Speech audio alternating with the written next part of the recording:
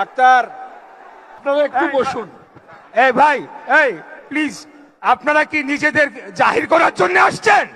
Documentary দেখানোর জন্য আসছেন? কি করছেন আপনারা? শহীদদের জন্য আপনারা কি করছেন? আপনারা শহীদ পরিবারদের জন্য কি করেছেন? কিছুই করেন নাই আপনারা। প্লিজ। আসসালামু আলাইকুম।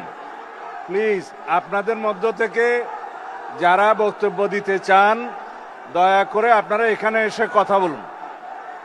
আপনাদের মধ্যে থেকে যে বক্তব্য দিতে চান দয়া করে এখানে এসে কথা বলুন। আপনারা শান্তশিষ্টভাবে বসুন।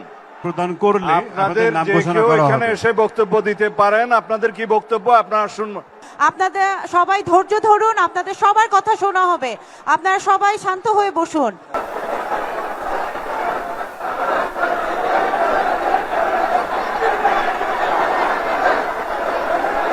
আপনারা কেউ যদি আপনাদের প্রতিনিধিদের পক্ষ থেকে আপনারা যদি কেউ বক্তব্য দিতে চান, আমরা আপনাদের কথা শুনবো। আপনারা শান্তভাবে এখানে বসবেন।